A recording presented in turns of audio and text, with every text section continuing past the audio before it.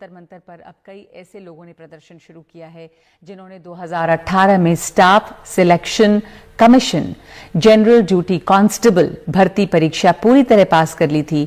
इसके बावजूद इनमें से हजारों को नौकरी दी ही नहीं गई। ये तब है जब खुद सरकार कह चुकी है कि केंद्रीय सुरक्षा वालों में सुरक्षा बल जो है उसमें करीब 1 लाख वैकेंसी है, खाली जगह है। परीक्षा पास करने वाले इन लोगों का आरोप है कि उन्हें नौकरी देने के बजाय अब सरकार ने नई भर्तियों के लिए आवेदन मांगने शुरू कर दिए हैं।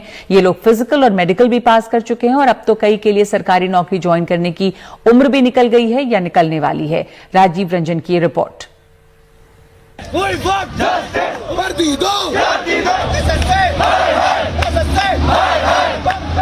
दिल्ली के जंतर मंतर पर बैठे इन प्रदर्शनकारियों को पुलिस ने समझाया और फिर हटाने के लिए लाठी चलाई। पुलिस के खिलाफ नारे भी लगे। ये वो बेरोजगार हैं जिन्होंने 3 साल पहले SSC GD की परीक्षा पास की, फिजिकल और मेडिकल कसौटियों पर भी खरे उतरे, लेकिन इन्हें नौकरी नहीं दी गई। करीब 60,000 भर्तियां होनी थी, 55,000 हुई, इनको छोड़ दिया गया। वैसे कुल 1,09,000 लोग हैं जो इस नौकरी के दावेदार हैं।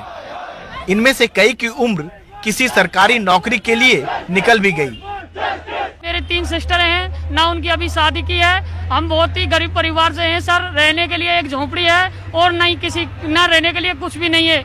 माँ का एक सहारा था, मेहनत मजदूरी करके उसने मेरे को कोचिंग करवाई, कोचिंग की फीसें भरी और 3 साल मेरे को तैयार करने के बाद भी मैं 0.02 से रह गया SSC GD में।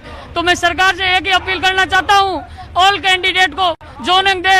हमारे पास अब मैं ओवरएज भी हो गया हूँ, ना मैं कोई भर्ती देख सकता, नहीं कोई हमारा सपना वो चूर हो गया। हम बस ये चाहते हैं कि हमारी ज्वाइनिंग हो, क्योंकि इनके पास जब पद खाली पड़े हैं तो हमको क्यों नहीं लिया जा रहा, क्योंकि हम medical fit, return fit, physical fit सब कुछ हमने सारी स्टेज पास कर लिया। हम तो ये चाहते हैं कि बस सरकार हमको भर्ती कर ले, क्योंकि हमें अगर 6 महीने तक ये रखेंगे बिना, हम बॉर्डर पे की सिक्योरिटी करने के लिए तैयार हैं, क्योंकि हम तनख्वाह भी नहीं चाह रहे हैं, लेकिन हमको बस ज्वाइनिंग। अगर उनके पास जो है ना मतलब वित्त नहीं है ना तो हम वो भी स्वीकार है, लेकिन हमको बस ज्वाइनिंग चाहिए, क्योंकि हम जो है ना हमारे पास लास्ट मौका है, क्योंकि हम अब दोबारा से एग्जाम नहीं दे सकते, हमारी ओवर एज हो चुकी है।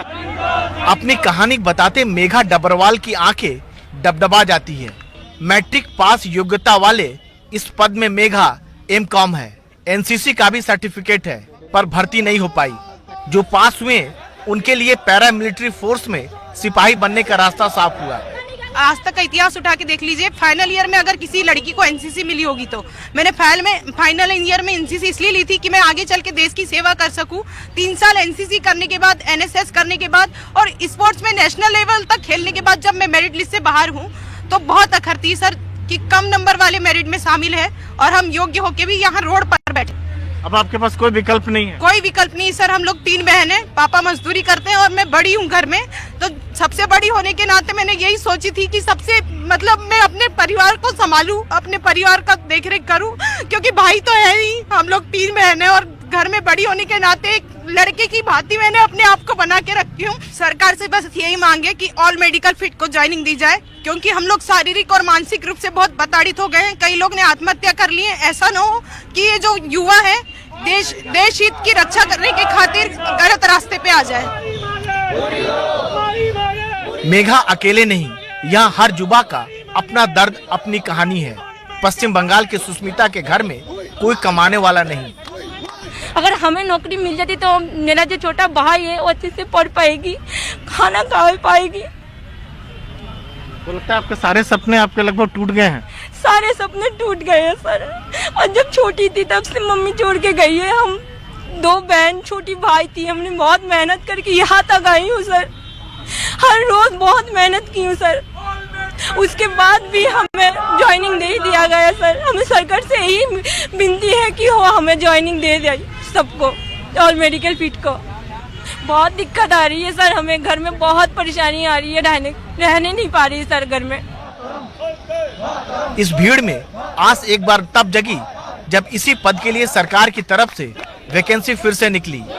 पहले ही करीब 5,000 कम लोगों को नियुक्ति पत्र मिला था, फिर नई वैकेंसी ने इन सबको उम्मीद दी है। इन्होंने सिर्फ 55,000 पदों पे ही कैंडिडेट को ज्वाइनिंग दी, नियुक्ति पत्र जारी किया है, जबकि हमारे पास जो वैकेंसी निकाली थी इन्होंने 60,210, उसमें 5,000 खाली पद छोड़ दिए हैं। और अभी नित्यानंद राय जी ने अभी संसद भवन में अपना बयान दिया था कि केंद्रीय बलों में 1,09,000 पद जो हैं वो खाली पड़े हुए हैं ऑलरेडी। तो हम 55,000 जो बचे हुए कैंडिडेट हैं उनको क्यों नहीं ले रहे हैं? देश के लिए आप लोग कुछ करना चाह रहे हैं आप लोग? जी, इसीलिए तो हम यहाँ आए हैं, इसीलिए तो हम यहाँ धरने के लिए हैं, नहीं तो बैठे रहते घर पे। हम देश की देश की सेवा ही करने तो आए हैं, हमारी बहनें भी कर रही हैं। सरकार कहती है बेटी पढ़ाओ बेटी बचाओ, लेकिन सड़क पे बैठाओ, क्या यही नीति है सरकार की? गौरतलब है कि पिछले साल सितंबर में गृह राज्य मंत्री ने संसद में बयान दिया है कि केंद्रीय पुलिस बलों में 1 लाख पद खाली पड़े हैं। अब ये धक्के खा रहे हैं 3 साल से, और वो भी 1,09,000 मेडिकल फिट हुए, यानी कि 50-50 यहाँ भी चल गया, यानी 54,000 वहां ले लिए और 54 ये सड़क पे छोड़ दिए। ये गंभीर सवाल है। रोना लंबी भर्ती प्रक्रिया का भी है।